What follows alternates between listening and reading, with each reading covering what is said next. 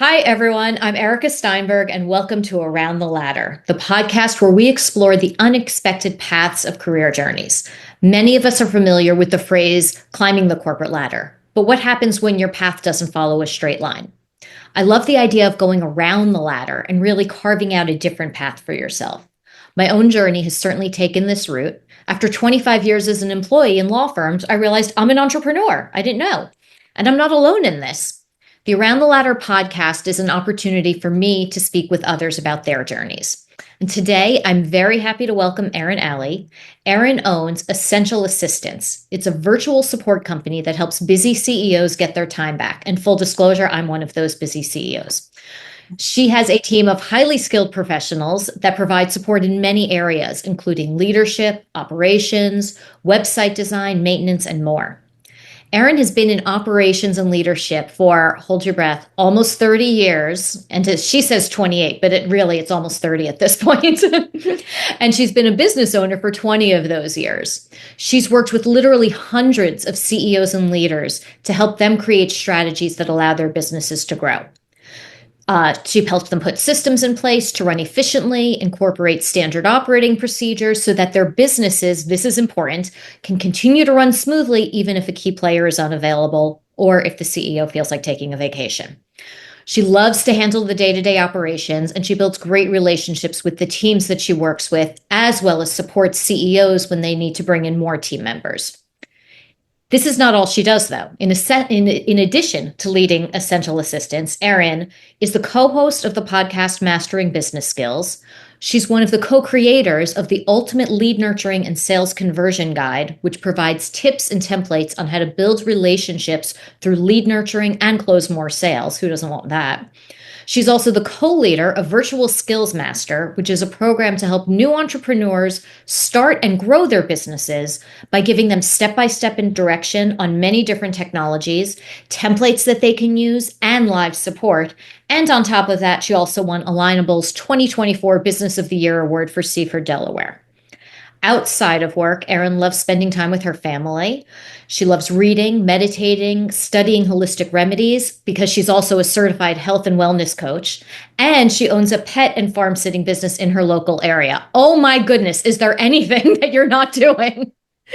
Please let's not add it to the list. But Erin, welcome. I'm so glad to have you here on Around the Ladder.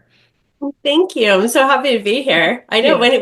when that bio gets read, it's like, wow, that's a lot of I know, things. right? When you hear it reflected back at you, like all of Yeah. the things, that's when you start to say, like, oh my goodness, have I really done all of that? So Yeah. I find that I myself need to hear that sometimes every now and then, or I need to repeat something, repeat my accomplishments to myself because it's so easy to Yeah. forget. It really is. Yes. And I think that's because CEOs and founders of companies are incredibly busy with the day to day growing their businesses. And when you're growing your own business, you have this passion around it. It's like your baby, your child, and you really want to nurture it. And so the decision to help, to get help with that and bringing in, working with someone like you can be very personal. I know that for me, our personal connection really helps a lot. So I mean, like now, you've helped so many businesses, mine included. What originally inspired you to go this path, to dedicating your career to helping small and mid-sized businesses? Yeah. So I originally started out in sales and actually for a car dealership, I was in sales and then went into management. From there, I was administrative for a lot of different areas and back in sales again. And then my son was born and he was asthmatic. So at the time I was in and out of hospitals a lot, doctor's offices, and I couldn't do, a typical 9 to 5 job or whatever that schedule looked like. So I started looking at what could I do to support, that I could still help support my family, but be there for my family as well. And I came across virtual assisting, which at the time I didn't know what it was, but I was like, oh, it's administrative. I can do that. Mhm. And I had a great mentor when I went into it, and she taught me a lot. We started working together. I ended up actually taking over a lot of her clients for her when she moved on to a different business. And it just kind of grew from there. So over the years, I incorporated in, you know, the director of operations and fractional COO, as well as copywriting. And I stuck with pretty much small and mid-sized businesses versus the large businesses because I could see the need there. I could see where other entrepreneurs, other women were moms and they wanted more time, and a lot of what I was hearing from my clients were, my family hates me because I'm never available and I'm always working, and I don't have time and I take vacations and I still can't take any time to just relax because it's only me and my business. And what do I do with that? So that's where my heart lies with the small and mid-sized businesses and just giving people back their freedom. And that's why I started the business originally and just kept going with that size business. Yeah, yeah. I mean, I'm certainly in that boat. And I reached a point where I'd been trying different solutions and they didn't work for me for various reasons. And you and I, of course, knew each other from before, from your previous work. And so I was thrilled when you decided to go back out on your own again. Yeah. And that just worked. Is there a I mean, I know what happened for me when I realized, like, okay, I need some more help, or, the help that I'm getting is good, but it's not quite what, like I need more than this, or I need something different than this. Are there signals that you think business founders should be aware of that might tell them, you know what, it might be time to bring in somebody else to either for the help or to look at the processes and to see where things can be smoothed out? Like what are some, when you talk to your clients, are there common threads or common themes that they come to you with? Yeah, a lot of it is, so a lot of people that I work with initially, one of the top things is their inbox. So a lot of times they haven't filed an email since they started their business, however many years that's been.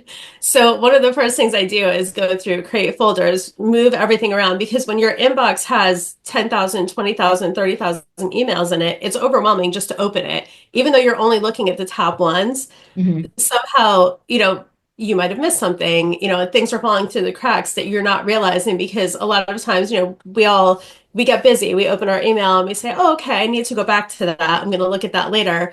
But unless there's some, like, unless you have some type of system around that, honestly, you're never going to go back to it later. Or most times, or you're going to forget about it and it's just going to get lower and lower in the inbox. And so you're missing out on, opportunities that way.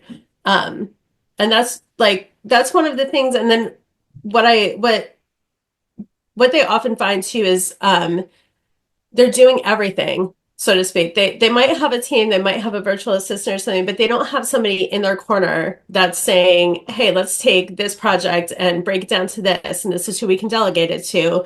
This is a realistic time frame to get it done in. Because as entrepreneurs, we often give ourselves unrealistic timeframes. Yeah. Oh, it has to be done by this point, but does it really have to be done by that point, or is that just in your head the good, a good number? Because I mean, I know I do that myself, where I'm like, oh, I'm going to have it done by this, and realistically, no, I'm not going to have it done by that day. But so having somebody else that's an outside person saying, no, realistically, you have these 6 steps that have to be done. We have to delegate to these people. We have to wait for this person to do it first before we can move on to the next thing. So this is more of a realistic time frame and being open to changing that if needed. But the other thing being working all of the time. So when they start to feel like I'm constantly at work, I'm getting up early in the morning, I'm at work before I get my kids off to school, I'm working all day long, I'm working after I put the kids to bed, I'm working on the weekends. That's when your work starts to interfere with your life. And that's one of the things that as entrepreneurs, none of us go into business just to work 24/7.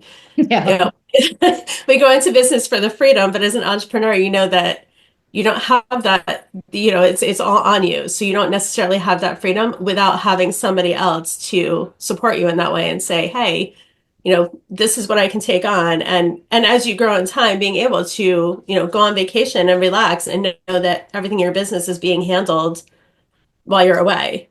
Yeah. or God forbid you get sick or something happens like that. Yeah. So, Yeah. I mean, I've discovered that for me, the freedom is different.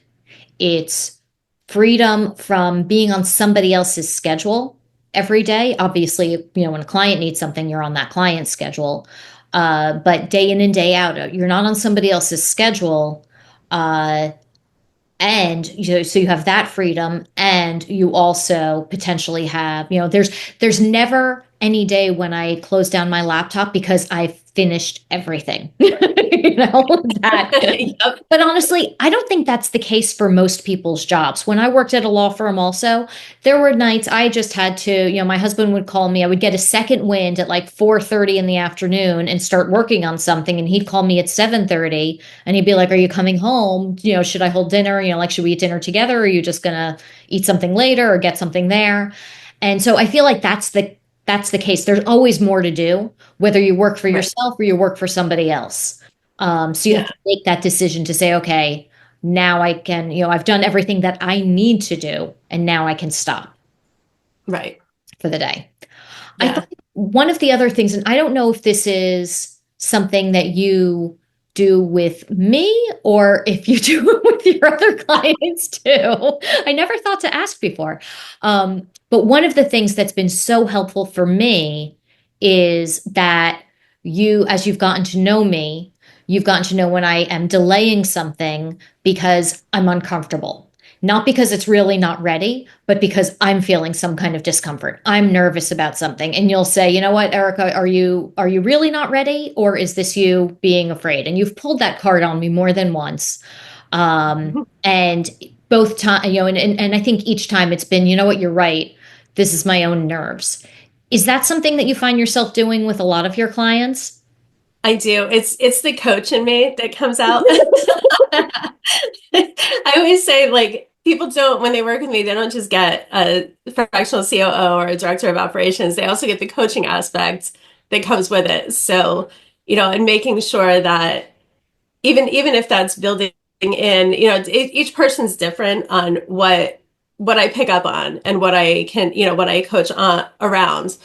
Um, but it might be even, in, it might be putting breaks into your day. Like I've had clients where they would just run their day from 7 a.m. to 7 p.m., no breaks, no, no eating, no whatever. And where I would physically have to put their breaks in on their calendar and make sure, and I could always tell, like, oh, are you really angry about this? Or is it because you haven't eaten since 6 o'clock in the morning and it's now 4 o'clock in the afternoon? And it was often, things like that.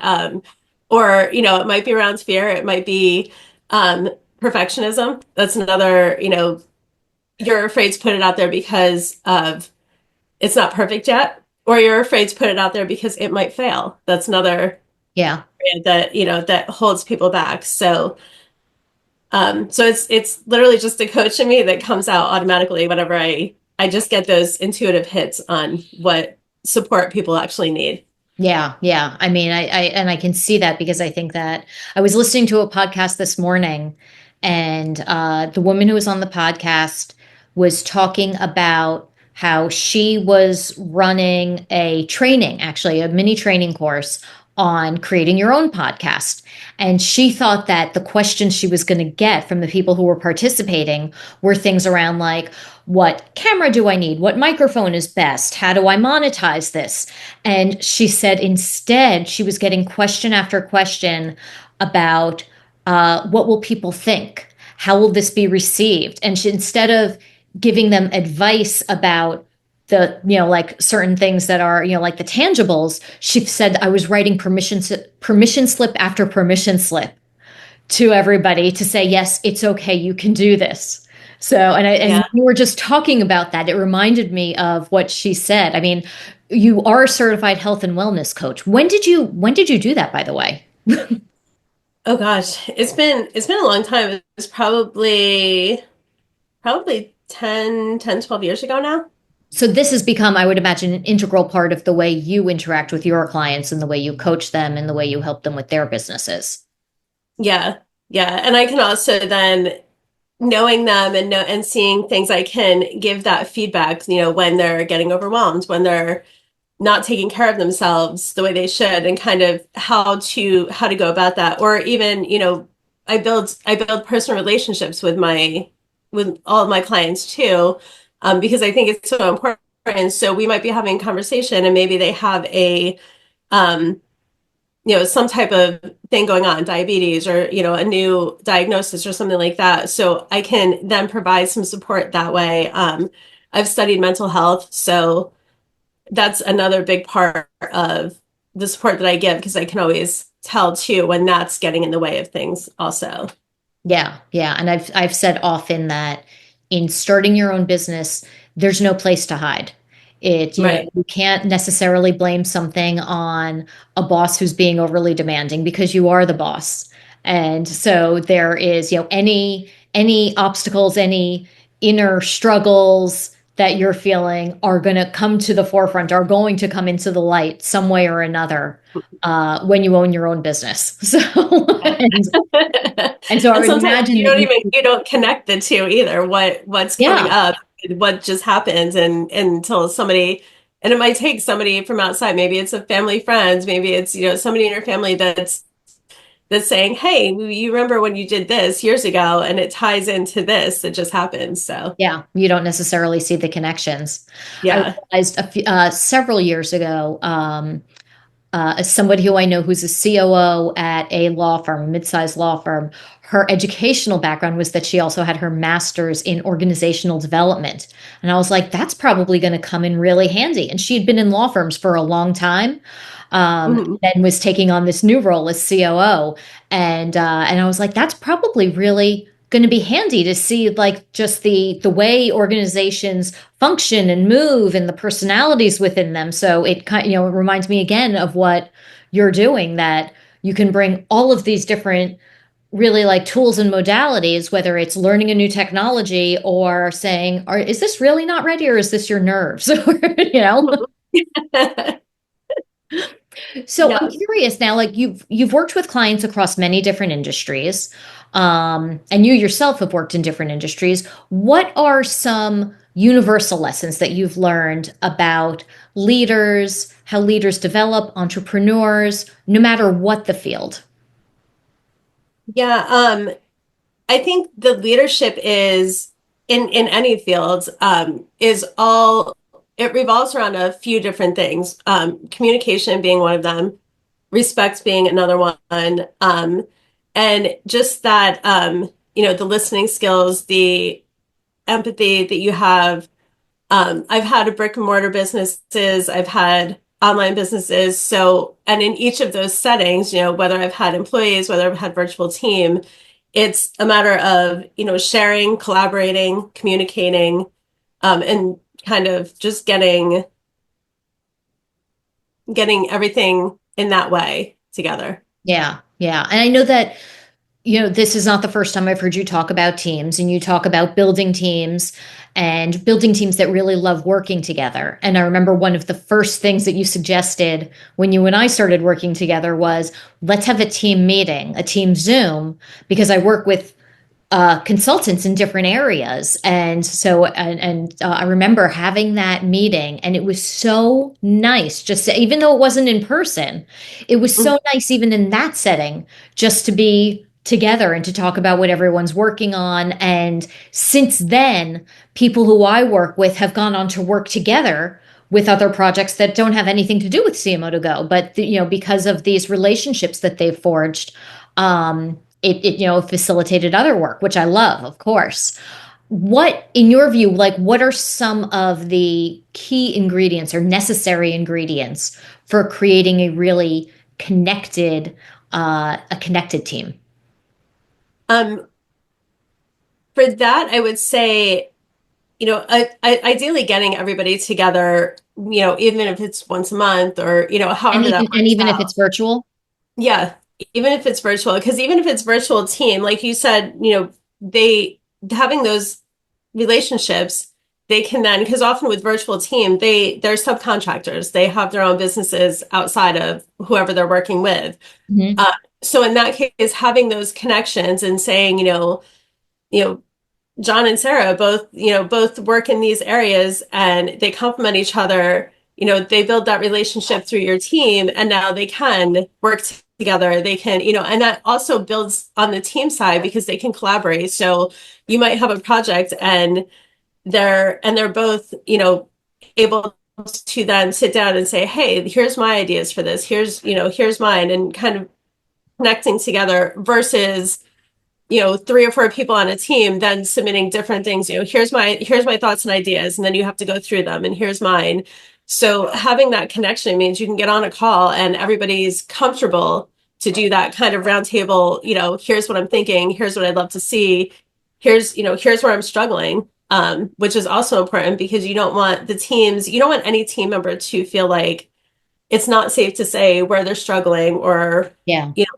what they're having a hard time with, and you don't want them to feel like they're not supported. So being able to have that connection, or and having that open door to at least somebody on the team that's in leadership, whether that's the COO, whether that's the CEO, the founder, whoever it is, they need to have that connection that they know there's somebody that when they reach out, they're going to get a response. Yeah, yeah. I know that one of the things that somebody who I work with quite often had said to me that, she loves that if something has come up and she needs to be able to go pick up one of her kids from school, that she can just be like, yeah, like she doesn't feel judged. I don't know if judged is the right word for it, but I'll use that now. But she feels like it's okay to say that. It's okay to say, and there are times when I'll say, you know what, I am exhausted. I just can't hold another thought in my head. So I'm going to cut out early today, just so everybody knows. Yeah. And to feel, like you said, safe being, safe saying that and safe putting that out there, because there are a lot of corporate and non-corporate environments where I would imagine, people don't feel like that and they don't have that Mhm. luxury. And it is a luxury. So I'm really grateful for it. Yeah. Yeah. So switching gears now and thinking about your work with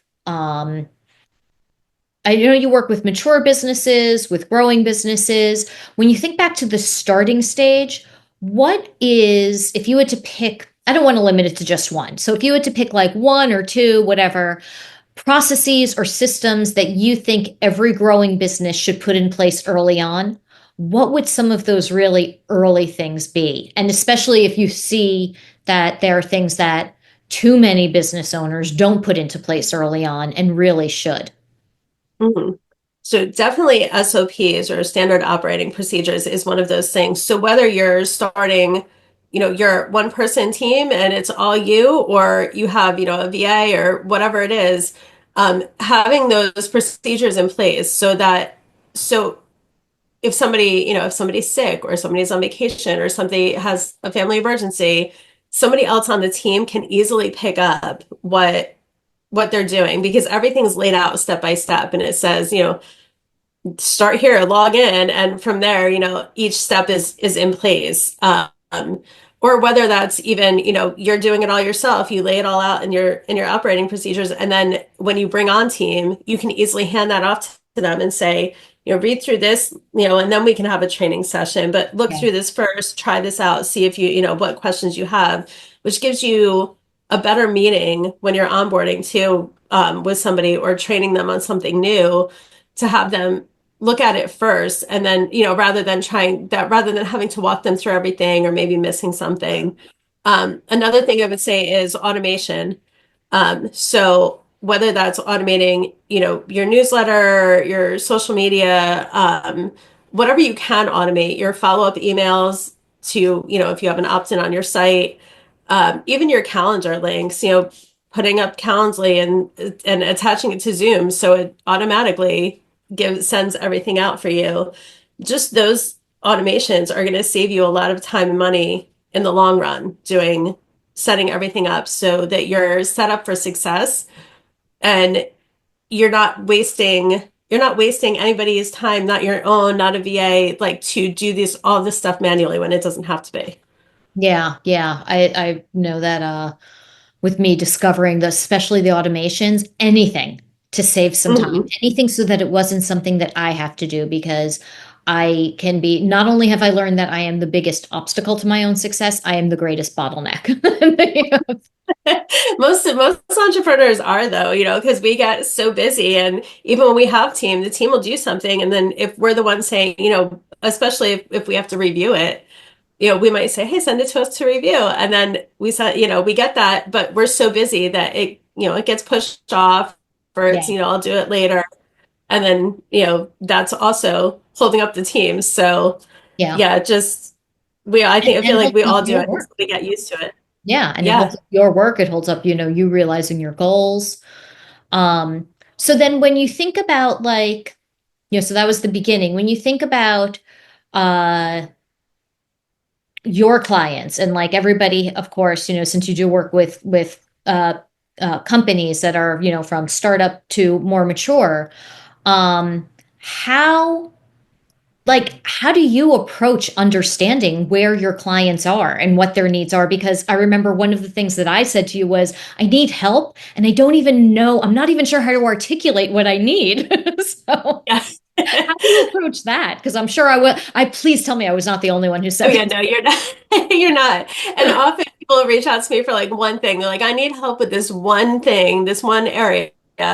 And what I always do, especially when I'm having a prospective client call or a consult, is I have them start telling me. I don't start telling them how I can support them.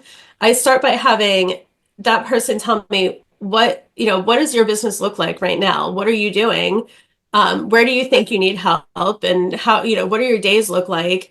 And as they start talking, I can see then, okay, well, they may have come to me for this aspect, but but these three other things they also need support in, and they probably don't realize that I can support them in this. So once they're, it's for me, it's all about listening to what's needed, and then going into, okay, well, here's my background, here's how I can support you, here's how this would look, and how it would break down, and doing it that way, because every client is going to be different from where they're starting at, Yeah. or what they have in place, or what they're doing on their own.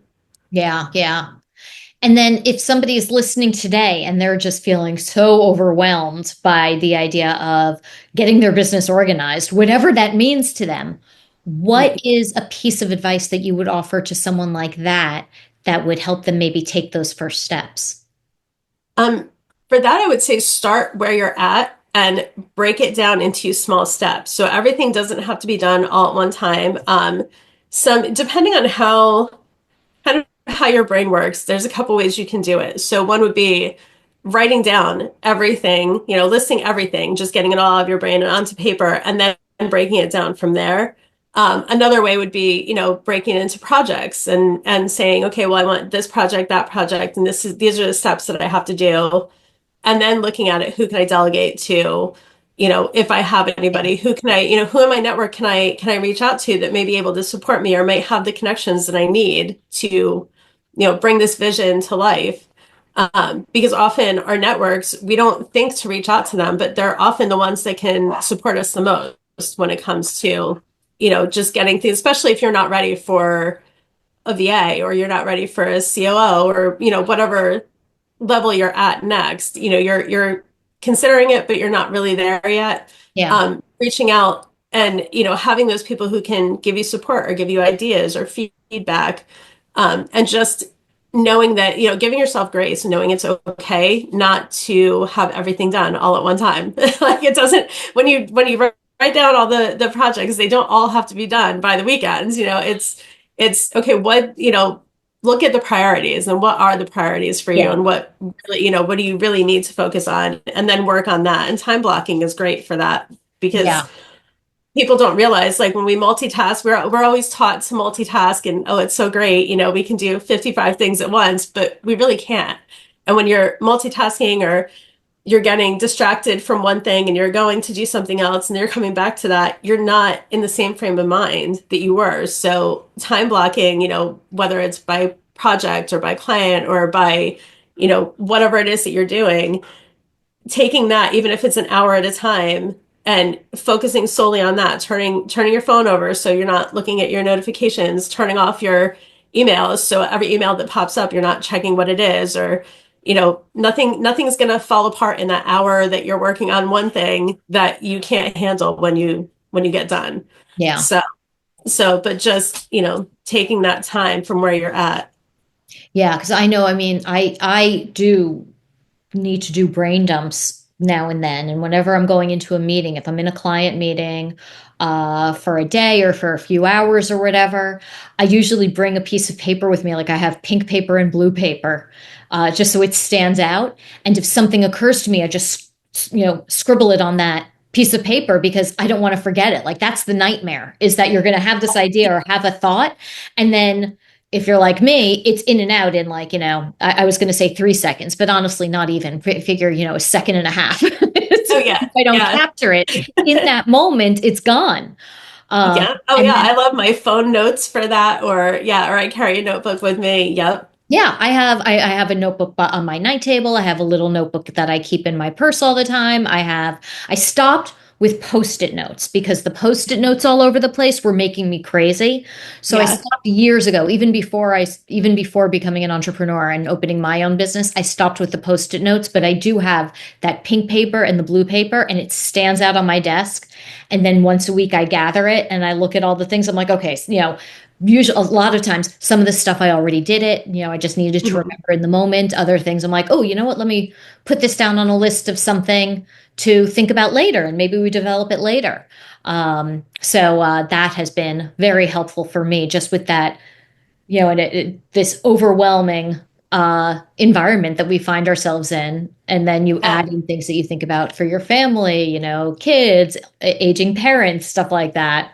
And Yeah. there's a lot that can really fall out of my brain, never to be recovered again if I Oh don't. yeah, yeah. And I love the notebook paper of lists. So and it's funny because as much as I use Asana and other technology, I also have on the other side of my desk the written out list of so each client project that I'm working on and my personal projects and just the personal to-dos. So that way, because I feel like sometimes Asana going into Asana, I'm like, oh, then I have to, I don't want to keep going from one thing to then check off that task and that task. Yeah. I can just, cross it off my sheet and then go back into Asana later and update that if I want to. But yeah, so knowing, understanding how you work best is always the best way to be successful and to Yes. grow that because, you know, some of us do like old school versus and other people are like all technology all the time. So it's Yeah. just for a combo. Yeah. Yeah. I think I'm more of a hybrid like that. I love crossing things off a list. That is Hmm. so satisfying. But I also really like that little unicorn or something that goes across the Yes. page when you finish something in Asana. Yeah. Or like Gusto for payroll, the little pig that toddles around with a flower sticking out of its back. I love that. I like it totally, it makes my day. Yep. So, okay, so we're coming to the end of our time. And my favorite last question that I've been asking people is there anything that you would like to tell your younger self if you could? What would you tell her? Yeah, so I would tell her to stop overthinking everything and holding back, worried about what other people think or what their opinions are. I feel like I wasted a lot of time when I was younger kind of, not starting things like not starting my podcast, not starting things that I wanted to start, not working on a book, not working on, my own projects because I always in the back of my head was like, well, what would people think? Will people really like it? Will, are people gonna, if I put it on social media, are they gonna have some comment, a nasty comment to say or, put me down in some way. So once I got past that, and got to the point in my life where I was like, really don't care what, what anybody Yeah, has to say about it. Like they're not paying my bills. They're not doing, they're not living my life. So then then I was able to put all of that, the fears aside and, and things like that. But that is definitely something I would have told my younger self and that I wish I had learned a little bit sooner than I did. I know. I know. I mean, I think that for me, the day I turned 50, literally the day I turned 50, it was like a switch flipped. And all of a sudden, the things that scared me no longer scared me. The things that I was worried about, I didn't care anymore. And things shifted. It was that sudden. So even if I had said something like that to my younger self, I don't know that I would have been capable at that age of doing it. It was something that Yeah. really came about as I got older. So Oh I'm yeah. just glad that it Yeah. happened. Thank goodness. Yep. Yep. I feel the same way. It was like as I got older, then and I always see like the shirts, like I'm in my let them era, and it's like Yes, yes. let them say what they want and do, and I'm like, I can feel that. I can resonate with that because yeah, I'm definitely at that point in my life where I'm like, it's okay if somebody doesn't like me or doesn't, Yeah. follow whatever I do. It's just because it's not the right fit for them. It's not, everybody doesn't have to like everything that I put out. So, Yeah. Actually, I was at a client a couple of weeks ago, and one of the partners said, if we write something like this, what are the chances that it's going to alienate a potential client? And my response was, you can't be everything to everybody. Um, mhm, and you can't create, your written work so that it's going to make everybody happy. And, I said, for me personally in my business, I write things in a way that reflect me because I know I'm not for everybody and everybody's not for me. And I want them to know that up front. I want them to know that in the beginning, who I really am, because I'm not, as I had decades of twisting myself into other shapes, uh, mhm. because I thought it would be better for other people. And, now, this is who I am. So Yeah. yeah, and again, but I do think that freedom comes with, I always marvel at people who come to that level of freedom at a younger age, like in your Yes. 30s or something like that. I'm like, oh my goodness, what a life you're going to lead. I'd Yeah. like to just watch. Exactly. So interesting. Well, thank you so much. I'm so glad that we got to do this and that we got to talk about some different things than our usual catch-ups and, like Yes. checklists and things like that. And everybody, thank you for listening. And I hope you enjoyed this episode. And if you did, please share it with other people. And I hope to see you again around the ladder. Thank you.